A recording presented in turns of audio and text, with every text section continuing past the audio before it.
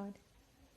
Hola, bueno, buenas tardes a Belén, a Majo, a Santi, a Lucas, capaz que también tenemos otro amiguito que nos está mirando, Lucas Ledesma, a Johan, a Luis, Luzmila, Ismael.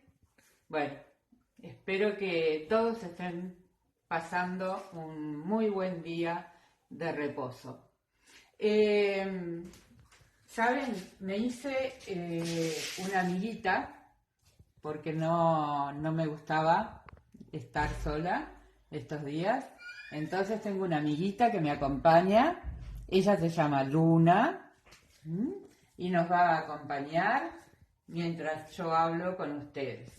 Y cuando podamos volver a reencontrarnos en la capilla, quizás si ustedes quieren, la llevo y ella los conoce a cada uno.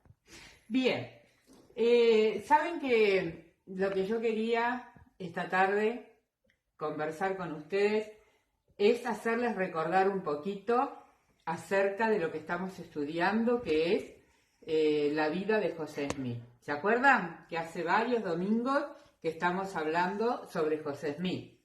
Y una de las cosas que dijimos es que José Smith pertenecía a una familia muy numerosa, una familia de 11 personas. Acá tenemos a Joseph Smith, el papá de José Smith. Ella es Lucy Mac Smith, la mamá. Y luego tenemos a sus hermanos. El hermano mayor, Alvin. Luego le sigue,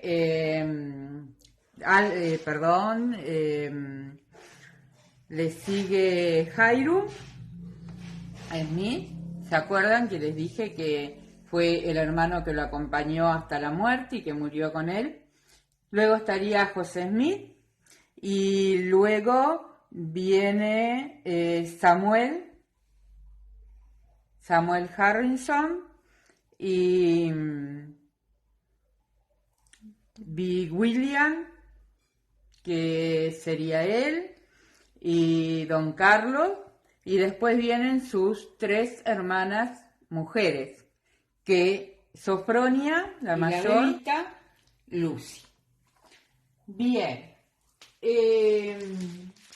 era una familia donde se leía la Biblia, que como les dije era el único libro que tenían en ese momento, y ellos llegaron a vivir a un lugar donde había una gran convulsión, había muchas iglesias, muchas religiones distintas, y la gente, algunos se unían a una, otros se unían a otra, y los sacerdotes se peleaban entre ellos porque cada uno decía que su iglesia era la verdadera. Todos interpretaban la Biblia de manera diferente y eso creaba una gran confusión, sobre todo en José Smith, que en ese momento tenía 14 años. Y él dijo en el versículo 8 de la historia de José Smith, Luna, no te caigas, quédate sentadita. Ahí está. Mira, Luna. Durante estos días de tanta agitación, José Smith decía: invadieron mi mente una seria reflexión y gran inquietud. A pesar de el deseo que él tenía de pertenecer a alguna religión, a pesar de eso, él dice que se conservó apartado de todos esos grupos y que no se unió a ninguno, a pesar de que parte de su familia sí lo hizo y se unió a una de las iglesias de ese momento. Entonces José dice que era tan grande la confusión y la contención entre las diferentes denominaciones que era imposible que una persona tan joven, dice José, como yo, y sin ninguna experiencia en cuanto a los hombres y a las cosas, llegase a una determinación precisa sobre quién tenía razón y quién no. Y él dice, mi mente se agitaba en extremo y se preguntaba, ¿qué se puede hacer? ¿Cuál de todos estos grupos tiene razón? ¿O están todos en error? Si uno de ellos es verdadero, ¿cuál es y cómo podré saberlo? Entonces, agobiado bajo el peso de estas cosas que pasaban, él deseaba pertenecer a una iglesia, él tenía conocimiento de Dios, porque como ya le dije, en su familia se leía la Biblia y se hablaba de Dios. Entonces, él un día, dice, agobiado bajo el peso de las graves dificultades que provocaban las contiendas de estos grupos religiosos, un día estaba leyendo la epístola de Santiago, primer capítulo y 5º versículo. A ver, le vamos a dar a Luna para que ella pueda sostener acá este corazón, porque ahora les voy a explicar. ¿Se acuerdan? Ya les expliqué lo que significaba ese corazón. Y acá dice Santiago 1:5, la escritura que leyó José Smith en la Biblia.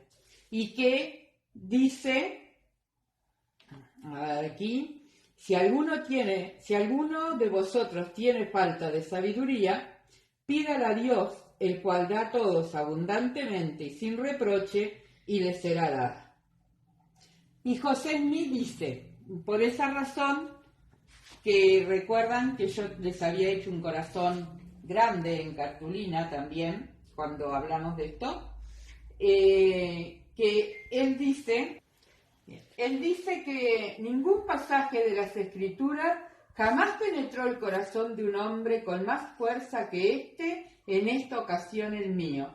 Pareció introducirse con inmenso poder en cada fibra de mi corazón. Lo medité repetidas veces, sabiendo que si alguien necesitaba sabiduría de Dios, esa persona era yo. Y recuerdan, por eso el corazón, porque dice que ningún pasaje de las Escrituras jamás había penetrado el corazón de un hombre como este pasaje penetró el corazón de él. Bien, entonces, después de leer, y como dice aquí, de meditar mucho en esta escritura, y reconociendo que necesitaba de la sabiduría de Dios para poder saber a qué iglesia unirse, él dice, finalmente llegué a la conclusión de que tendría que permanecer en tinieblas y confusión o de lo contrario hacer lo que Santiago aconsejaba, esto es recurrir a Dios. Al fin tomé la determinación de pedir a Dios, habiendo decidido que si Él daba sabiduría a quienes carecían de ella y la impartía abundantemente y sin reprochar, yo podría intentarlo. Por consiguiente, de acuerdo con esta resolución mía de recurrir a Dios, me retiré al bosque para hacer la prueba. Fue por la mañana de un día hermoso y despejado, a principios de la primavera de 1820. Era la primera vez en mi vida que hacía tal intento, porque en medio de toda mi ansiedad, hasta ahora no había procurado orar vocalmente. Después de apartarme al lugar que previamente había designado, mirando a mi derredor y encontrándome solo, me arrodillé y empecé a elevar a Dios el deseo de mi corazón. Muy bien, y por acá nos vamos a quedar para la próxima vez seguir aprendiendo qué fue lo que le sucedió a José Smith cuando se retiró a esa arboleda a orar. Quiero dejarles mi testimonio de que sé que José Smith fue el profeta mediante el cual el Señor restauró todas las ordenanzas sobre esta tierra y por eso, gracias a él, tenemos el Libro de Mormón, tenemos una iglesia restaurada, y tenemos todas aquellas cosas que pueden hacernos felices. Los quiero mucho, los extraño y Sofronia y yo los saludamos y les decimos que dentro de poquito vamos nuevamente a juntarnos. Un beso a todos. Oh chiquita banana mala, can la mia, ma la cola manila, ma la